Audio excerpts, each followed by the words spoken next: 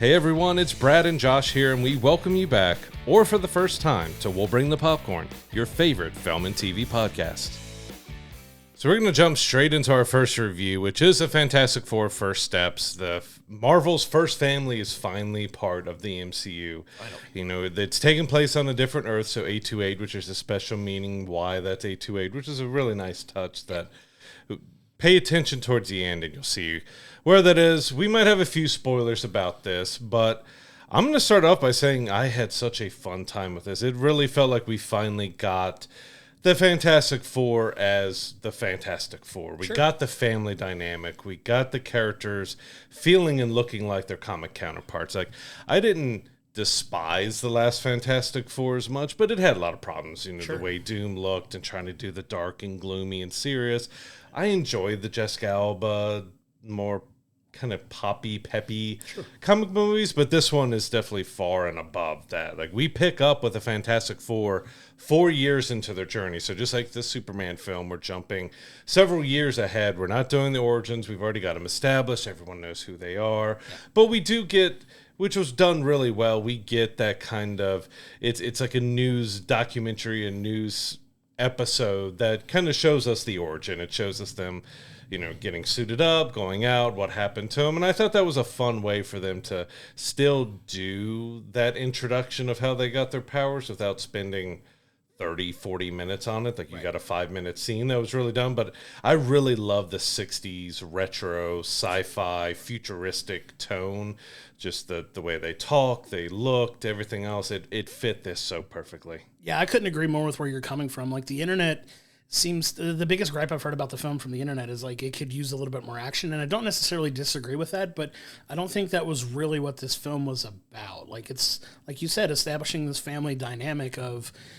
you know, these people that are the protectors of the earth that they're on. Like, these are it. They are the, like, powered people that we're aware of on this planet, and they're in charge with, you know, protecting the planet. And, you know, that's what this film is really about. Like, they go on this journey to stop this, you know, that you see the Silver Surfer show up in this, you know, in this film, heralding, you know, the arrival of Galactus, who is one of the most powerful beings ever to exist in the Marvel universe. If you paid any attention to the comic stuff, like, his job is to literally eat planets, and he has an insatiable hunger. Like, it's about solving that problem and saving the planet saving the planet while also balancing the fact that you get a very pregnant Sue Storm in this film and the arrival of their baby and how that plays into the whole plot of the film. And I just thought it was really well done.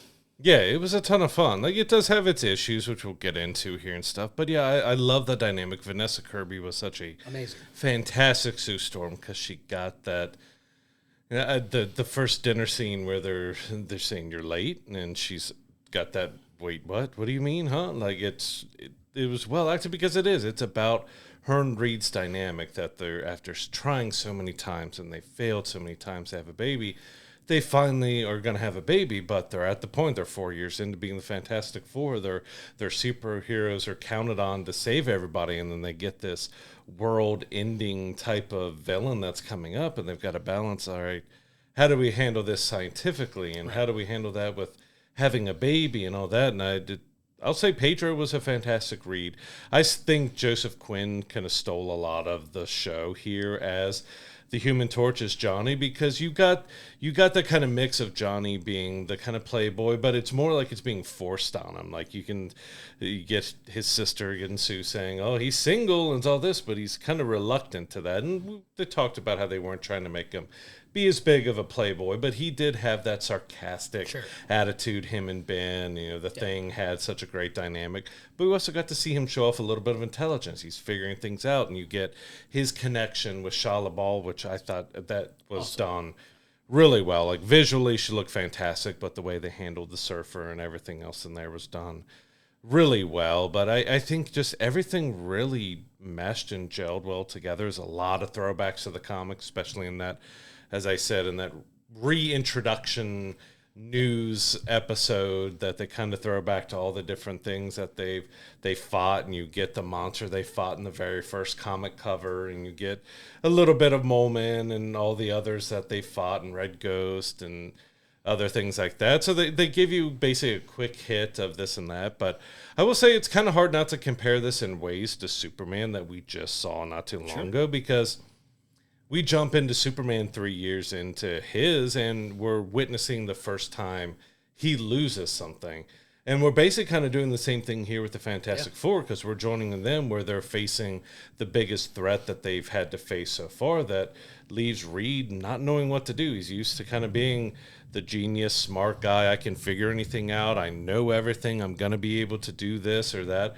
But he struggles because he's trying to figure it out. I'm about to be a dad, and we have this thing, and how do I save my family and the world and everything else, and he definitely struggles. So you've got to kind of look at it at that point. You're jumping in this just like you did with Superman, of they're hitting one of the hardest points that they've been in their career so far. Yeah, and they do a good job of making this a very real existential threat to them in their world. Like Galactus, I gotta say, they couldn't have picked a better person to play Galactus, in my opinion, because his voice is just so booming. Ralph Ineson's got this really dynamic, deep voice as it is. He just plays such a good Galactus here that's without emotion and, very clearly has his path set in front of him. And he's kind of looking for his successor. And it's kind of where the element of the baby comes in, because if you are big comic book nerds like we are, Franklin Richards, the son of Reed and Sue, is like one of the most powerful beings as well. Like, in all of the Marvel universe. So it's going to be interesting to see how they have that character going forward too, if they decide to bring Reed and Sue's kid along here, and see how they could further implement him into stories going forward, because that's a heck of a character to introduce right out the gate, and it'd be crazy to not follow up on it with just how powerful Franklin is. And it depends on what direction they're going to start going in here with the rest of, the MCU once we get beyond the next two Avengers films, which is another story for another day. But yeah, you get, Galactus recognizing very early on that baby is special, and, that's a worthy successor for him, and them trying to not only save their baby, it's a fun dynamic of them weighing saving their baby and keeping their family intact versus the needs of the world, right? And they do a good job of exploring that dynamic in this film in such a really smart and really well-told way, I think. I do think it's a little bit weaker part of the story, because we're going to get into a little bit more spoilers with the Fantastic Four now. So as always, head to our wrap-up if you don't want to be spoiled at all. But that aspect, I could see, I was okay with it, especially after the scene with Sue walking out with Franklin talking to the crowd. But you're looking at a potential world-ending event happening, and they have the choice between, all right, give up your son or save billions of people, and they chose the son. And you see that fallback, and at first it's like, okay, well, if they are the saviors of the earth, as a dad, I know that would be almost an impossible decision to do. But the way he kind of handled it for a little bit there, but it was Vanessa Kirby carrying that, because she walks out with Franklin, and she gives that speech of that they won't give up on their son, but they're not giving you up either. Like, we're looking to protect everybody. We're not willing to sacrifice our son. We're not willing to sacrifice you all either. I think in between those two is where it felt a little bit weaker, but once she finally did that speech, it did bring it back together, being, all right, now you've made it feel better than it seemed like. All right, yeah, just eat the earth because I want to save my kid. Like, I can, as we've talked about, we've looked at reviews and looked at what people online. That's one big thing I've seen them online talking about, which I get, but I didn't dislike it as much, because I said that scene was the payoff for it that made you feel better about why they made their decision and stuff and everything. Because you can look, well, if you're supposed to be the world's heroes, you're supposed to be these big giant saviors, you're going to do whatever to help. But I didn't fully feel that way. But that's what a lot of chatter I've seen online has been about their unwillingness. But it was really Sue Storm that solidified that was the right decision. Like, they're like, we're not just saying we're going to save our son and forget the entire earth and world.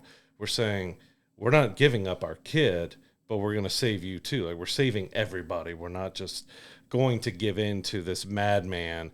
But it was really that speech that was needed. If they didn't have that speech, it probably would have felt a lot kind of worse than it was. But I think Vanessa Kirby just handled it with such great emotion, because you really are looking at a mom who's going to do anything to save her kid, but realize that she's got to do everything she can, because it plays a big dynamic of like, is Reed potentially willing to give up their kid to do it? And she's kind of unsure of his intentions, and like, wait, are you thinking that you want to give him our son because you get that dynamic of the mom versus the dad, and the genius dad is trying to think of every single way, and then the mom is like, this is my kid, like, no. Yeah, but I want to throw a little bit of cold water on that line of thinking. It's like, pay attention to the whole story. Like, they very clearly were weighing that option the entire time. Like, they were trying to, like, it's a non-starter, we're saving our kid, but the whole film they're practically figuring out how to save everybody else too. Like, okay, could they have done a better job communicating that to the people of Earth? Sure, but they were also spending time trying to solve the problem that they, were trying to save everyone. Like, in the different iterations they go in trying to do that throughout the film. Like, I don't agree with that line of thinking at all from people. Like, that's literally what they were trying to do in the movie. It was just like, okay, you get to a nice speech where you get everybody on board that they're not abandoning you, but they were spending a lot of time trying to come up with a solution to a very... Yes, Fantastic Four has never been one that really is a flat, like, hey, I'm just going to act impulsively. You want this? Okay, have my kid. Like, it's never really been that in comic books. They have their dealings, even with Thanos and everything else, are like, well, you want this and you're going to do this. No, we're going to stop you in whatever way we can. So, I can see people feeling that could be a little bit weaker, but they kind of missed that buildup, and the point of that, it's like, we're going to protect our family, but we're going to protect you too. Like, they have to do both. Like, you just have to worry about yourself. We have to worry about everybody is behind this. Like, 'cause on this earth, they're the heroes. They're the only ones around to do anything about anything, and everyone's expecting them just to drop everything, save the world. Oh, they just wanted because you have that at the press conference, like, oh, you just want your son and you didn't give him your son. Like, no, like, that's our son. Yeah. Like, and then it lets you sit with it a little bit, then you finally get her speech, and it's like, yeah, that was perfectly said, that this is what they're doing. Like, they're not just sacrificing the earth for their son, they're trying to figure out the way to save everybody. Yeah, and Sue does a lot of the emotional heavy lifting in this, as she really should, because Reed is very much the scientist. They're all bright. They're all astronauts, for the love of God. Like, they're all very bright, intelligent people, but like, Reed is the super genius, has a solution for everything type, way about him here that, makes him Mr. Fantastic in what he is. But like, the emotional heavy lifting is very much done by Vanessa Kirby in this, and she's so freaking good, man. Like, this is a really star-making performance for her, and she deserves all of the love that she's getting out of this movie. And, that's not to diminish anyone else's performances in this, because like you said, I agree Pedro was really, really solid as, Reed, and I'm excited for what they do with him moving forward, because now we're getting into, Doomsday, and we're getting into, Secret Wars, and we got these two mammoth movies on the horizon, and it'll be interesting to see how they incorporate them into this, because one of the big, and you have to go into spoiler mode here for sure, but, the whole figuring out a way that they tie into the rest of the MCU timeline that we're thinking about doesn't necessarily get answered in this movie like I was kind of hoping it would, because if you saw Thunderbolts and saw the end credit scene that comes with that, the Fantastic Four are arriving on Earth. Or was it the Fantastic Four? Because now the end credits to this movie makes it feel like, all right, who was the one in that ship? But you get the vehicle with their insignia on it, at least to let them know that it's tied into that MCU somehow. Whether because we know they're coming, they're part of Doomsday, and and Secret Wars, so we know they've got to get to the MCU Earth eventually. Right, and that question doesn't get answered in this film, it was weird to me that didn't get answered. I was a little surprised that it didn't, because I know one of the big theories you and I had, and a lot of other people had, was this was going to be about Galactus seceding on this, and then breaking away and getting away at the last minute, and maybe losing and failing, and leaving and finding a way through the timeline to get to, the multiverse jumping and the portals and things like that. Like, you thought that was the direction they were probably going to go in, and it wasn't the case. And I'm wondering, like I said, how it gets tied in. Obviously, Doomsday is going to answer that question because they have to show up eventually, but we'll see. We'll see where they go because, like I said, you have that big question looming over Doomsday when we get there. Is it going to pick up where Fantastic Four leaves off? I'm assuming, but how is it going to tie into everything else, and how is everyone else going to be involved? Yeah, so we both kind of thought that this would be Galactus would destroy their Earth, but they would get away. Reed would have created the portals or the wormholes to be able to jump to another timeline, and he would come to the MCU timeline and probably would get Galactus following and figuring out where they went. But yeah, it definitely went a different direction, and I see a few people online who are a bit mixed on that ending, which I enjoyed it. I get that it could have been a little more action-packed, and you're also looking at Galactus as being maybe, some people saying he feels a little weaker. I saw it as, you know, in the ending, they finally get Galactus to come to Earth, and they're trying to set up a trap for him, and he's all about trying to get to Franklin and everything, and we get Sue going into Mama Bear Mountain, which I really love that aspect. It shows how powerful she is. Sure. But I took it as Galactus is this being that doesn't think that anything can touch him, that he's indestructible, that no one has the power to stop him or do anything back. So I felt like he was kind of caught off guard that there was this little bitty human woman who could push him around, and that he was kind of like, oh, what's going on here? Like enough to where he got done. Because we know that can't be the last we see of Galactus. Maybe that what they did there was sending him to our MCU Earth area, and they end up having to jump through. Maybe they'll track and see where he went, and they realize they set another Earth for destruction or something. But it was that weird thing with that ending, is that we thought by the end of it we would be jumping into the MCU timeline, but we're still outside of it. And yeah, it left Galactus somewhere else that we don't really know where he is and what he's doing, and I'm sure we're going to see him again. But it did leave the timelines like really weird, because wait, are you going to spend 15, 20, 30 minutes of Doomsday bringing the Fantastic Four over? Or are you just going to, like, from the way things ended, it feels like you have to start Doomsday with that to bring it over, and it would have made more sense to me, and of course we haven't seen Doomsday yet, that should have happened in this film. It could have even been one of the bonus scenes, but it wasn't. Right. And if you know anything about the story of Secret Wars, you know that Galactus is a very big part of Secret Wars. So you know that's not the last you're going to see of Galactus here, because Galactus is such an overseer of the battle on this planet that gets formed, where all these, heroes get teleported to and have this big good versus evil battle that they have. He's going to play a part in that. And I'm kind of like forward projecting what I think is going to happen just based on what we've gotten so far. I think what you're saying is very apropos. Like, he may have pushed him through a multiversal wormhole there and put him in the universe with the Marvel universe that we already know exists, right? That we've spent so much time on, and he's still going to try to come to Earth to get Franklin, and Franklin's not going to be there. And there's going to be some way to tie it all together. Like, in this film, to kind of take a step back and how Doom plays a part in this. Obviously, Doom is the main villain for Fantastic Four and has been throughout the comics. You get the introduction of Latveria at like a UN type press conference or whatever. But no one's ever sitting at the seat. No one's sitting in the chair. You know who the Latverian embassy representative is. It's Dr. Doom. We all know who that is. So he's lingering around somewhere, and you don't know where he's playing in yet. If you pay attention to the mid-credits scene in the film in particular, you get a little bit of an answer. So go see the movie and stay at least to that, because there are two scenes, but you really need the second one. Yeah, the end credit scene isn't as big as to stay for, but mid-credit scene is absolutely one to stay for. Absolutely, for sure. And spoiler.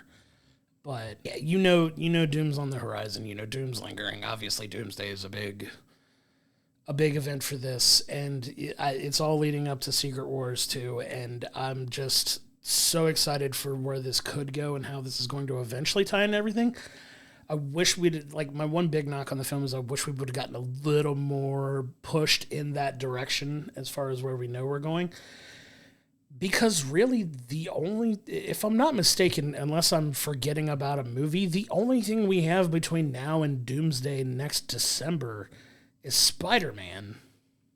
Yeah, because I mean, we got Marvel Zombies, we have Eyes of Wakanda, we have Wonder Man, and Daredevil season 2, but there isn't anything that would be directly.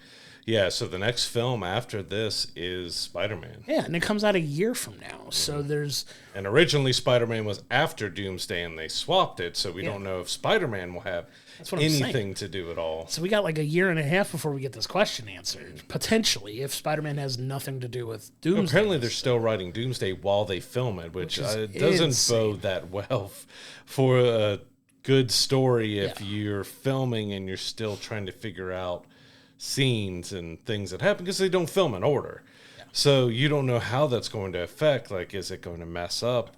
Well, they just wrote this and filmed this, but do they pay close enough attention to what they did here, or maybe a change? Like, it's just kind of weird that a movie that big that's being filmed is still being written while being filmed. It's Avengers. It's got a very high level of expectations tied to it, because two of the best films in their entire run were both Avengers films. Like, what are we doing here? 3, if you count the first one. Like, you throw an Avengers label on something, it's a big deal. Yep. But we don't know. We don't know how it's going to all tie together. That's the one thing I wish they'd have done a little bit better of, was giving us some sense of direction as far as where that's going to go for the MCU. And it was kind of left as a big question mark. And then I think the fact that we're talking about it kind of takes just a little bit away from the impact of the film for me. Just a little bit, not enough, because at the end of the day, it's still a really good comic book movie that's not like over the top action wise, but does a good job of setting up, you know, the dynamic that these characters have. And if they're going to be playing a big role in the MCU moving forward,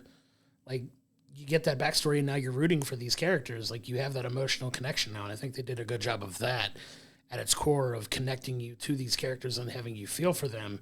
Each of them individually, I think they did a good enough job for each of them. I wish that Ben would have gotten a little bit more time than he did. I was going to touch on that, yeah. Yeah, because, you know, Ben's got a real interesting story too, but he's got a potential love interest now with this moving forward. I'm excited if they can, you know, follow up on that for him. But, yeah, it's going to be real interesting to see how they tie it all into everything now, with really the only thing we have to look forward to is, outside of Spider-Man, Doomsday itself. So we'll see where they go. Yeah, I was going to bring up, because I thought Eben did a great job as a thing. Like, the humor and the heart, a lot of that was wrapped around his character. And we do get a thing that's a little bit more accepting, because, again, we're 4 years in, so he's a little more accepting of his appearance. You see him wearing suits and looking kind of more dapper as he's walking around the streets and stuff. And you see kids yelling for him to lift up cars and throw cars and stuff. And you get to see that over fun, touching on how does someone like the Thing date? And we know with the Jessica Alba, Fantastic Four, he did, dated a blind woman who accepted him for who he is. It was a little odd seeing Natasha Lyonne come in as this character, as a love interest, because she voiced Birdie in What If, and we thought, well, if she was going to come into live action MCU, because they're supposed to be tied together, What If and, the animated and the live action stuff is still supposed to be loose. I mean, those are different tales, but she played a character that's supposedly pretty powerful in herself as well. And then she's playing a teacher, unless maybe there's a secret identity or something else, and she's not fully looking like Birdie and all that. But you never know. But I thought it was fun enough. She didn't have a whole lot of time. But yeah, we really wish we would have seen a little bit more of the Thing and his story and journey. He kind of took a backseat to most everybody else. But when him and Johnny were together, it was really good, because at this point you've got marketing everywhere. So you got Johnny pulling toys out that he doesn't directly say flame on, but his toy does, and everybody's wanting the Thing to say it's clobbering time. It's like, no, that's just a thing for the cartoon. And Johnny sees him get embarrassed over it, so he's always like picking on him, like, come on, say it, say the Thing, say the Thing. And even like he's carrying him down, he's like, just say it, say the Thing. Like, I'm not going to say it. And you finally do get to hear clobbering time in there, and it was great and fantastic. But I do agree, it could have used a little bit more action. Like, we got most of the action in a throwback, and then we got Galactus fight, and that's kind of it. But it was all about that family dynamic and setting up their family and their struggles and how they do it. And I do agree that I did think by the end of this movie we were going to see how they get to the MCU, but it wasn't there. Like, because we got the Thunderbolt scene, as you mentioned, that does take us with the Fantastic Ship coming to the MCU Earth, and then we're still kind of left like, okay, now it can only happen in Doomsday. It wouldn't make sense if Spider-Man 4 is supposed to be a grounded, street-level Spider-Man. What sense would it make in there to have anything Fantastic Four related? Because you think if it, now that it being in front of Doomsday, any teaser it has is going to be for Doomsday, unless, do they save that 15, 20 seconds to do another Fantastic Four end credit scene? Because it just did feel out of place that we didn't get to the point that we thought we were going to get to that introduced them in the MCU. So now they either have to take Spider-Man's end credit scene or part of Doomsday to bring them in. Yeah. And I will say some of the CG was a little rough at times, mainly with the baby. They say they filmed with real babies, but I believe they filmed mostly with a little girl, and it was a little boy that they had, so they CG'd the face, and it looked a little rough at times. Like, sure. It was a little jarring when the baby's face kind of didn't match up with the head movements and everything else. So I have to say Herbie was a lot of fun as well. So I love the interaction with Johnny, that Johnny kind of treats Herbie like a dog or like a pet, because he'll just rub it on his head as he's walking away. Like, thanks, Herbie, and then like just walk away. Like, I don't know why that tickled me that he just did that every single time. I love Joseph Quinn. He's so funny. Like I say, he stole the show with the Human Torch. He got a little bit more dynamic in here because he got everything with Shia LaBeouf, and he had some more emotional depth, and he had more humor, but you also got to see the more smart scientific side of him as well. Yeah, he was a pretty well fleshed out character in this, and I really appreciate they took the time to do that with him. And like I said, I'm excited for whatever future we get for them in this. Mm-hmm. Like, it was a really well done movie. I can't knock it too much. Like I said, I wish it tied in a little better with everything that's coming up, but outside of that, I don't really have too many complaints with what they did in this film. I had a fun time. Like you said, we can nitpick a couple of things here and there, but I think you and I both walked out, and I would say a good majority of the people in the theater that were in there with us, because it was jam-packed again, and it did amazing at the box office like we were hoping it would. And I think there was a lot of positive buzz coming out of the theater for it, for people. Like I said, had it been 30 minutes longer and we would have gotten what we've gotten, I'd probably knock it a little bit more for dragging. But it's a well-paced 2-hour movie that doesn't feel like it's a 2-hour movie. Like, it felt like it went fairly quickly. Like, we got through the film, and I was like, man, it's been 2 hours already. Like, and that's not to say anything about the lack of action. Like, I was so hooked on everything that was going on, it just didn't feel like I was there for 2 hours. And that's a testament to a good movie for me that can kind of have you suspend your noticing of how long something's going. Yeah, so the Fantastic Four First Steps is, to me, the best live-action Fantastic Four that we've had so far. The dynamic between Reed and Sue is great, but Johnny steals the show in most scenes. Eben is fantastic as a thing. They do a great job of showing the family dynamic, along with giving us full Galactus. Not a big space cloud. We get full Galactus, who looked fantastic. I do get the ending could have been a little bit stronger with the action with Galactus and with bringing us into the MCU a little bit more and tying that in, but I had such a fun, enjoyable time with this film. I'm giving it a solid 8.5. Yeah, I landed on an 8.5 too. Like, I wanted to rank it a little bit higher. I was leaning towards a 9, but the fact that it didn't tie into the MCU as much as I was hoping it would left a little bit to be desired. It does suffer a little bit from a slow burn and build throughout the film, but I think they do such a good job of sacrificing action for the, swapping it out for, really emotionally connecting to these characters. And I think that they did such a good job of that you were rooting for these guys at the end, especially Sue Storm, who I know you were a big fan of Johnny in the film. Sue Storm, in my opinion, was the best character in the film overall. Like, she gives such a great emotional performance, including the mom element to, Franklin in this, and just really being the heartbeat of the family that you can really see. And, it's such a good film that it really has me excited for the future of the Fantastic Four. I'm so excited that Marvel finally got their hands on it and got a chance to do something with it after some really bad iterations that have come out over the years. But I think they gave us a movie that we can be proud of for the first family of Marvel, without whom a lot of the comics we see now and things that we've, gotten out of Marvel Comics over the years wouldn't be possible without the success of these guys. So the fact that they took a group of characters so important to Marvel lore and have done a great job of introducing them to everybody in this way, it makes me really happy to see that they got the opportunity to make a film like this and really give us something to, really be excited for the future of Marvel for this. And it made me smile that they did do a lot to pay tribute to Jack Kirby and his involvement in the characters, because if you know Marvel Comics at all, Stan Lee gets most of the credit with a lot of things, which he deserves credit for many things, but Jack Kirby was that cornerstone, that foundation of so many things, of storytelling and artistry and everything else in Marvel. And it was great to see how much love and appreciation they did show for Kirby in this film. And like, it just,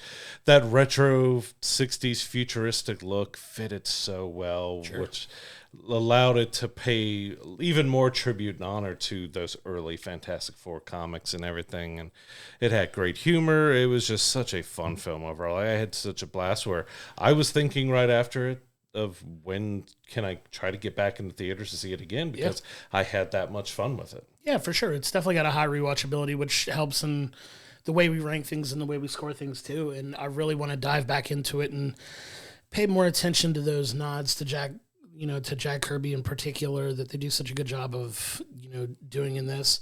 I love the, aesthetics, the visual aesthetics of the set pieces and everything like that, that really did a really good job in this. I love getting the cloak and the hat from the Thing.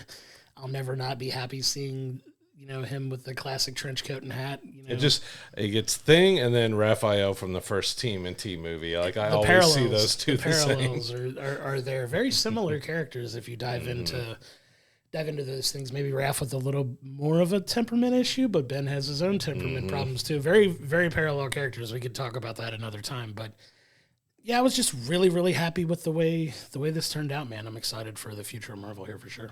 Yeah, so the Fantastic Four First Steps is in theaters now. If you check it out, come talk to us. Let us know what you thought. Let's talk about it, because we really enjoyed it. We want to see what you think. So come to our Discord, our comments. Let us know what you think, but go check it out.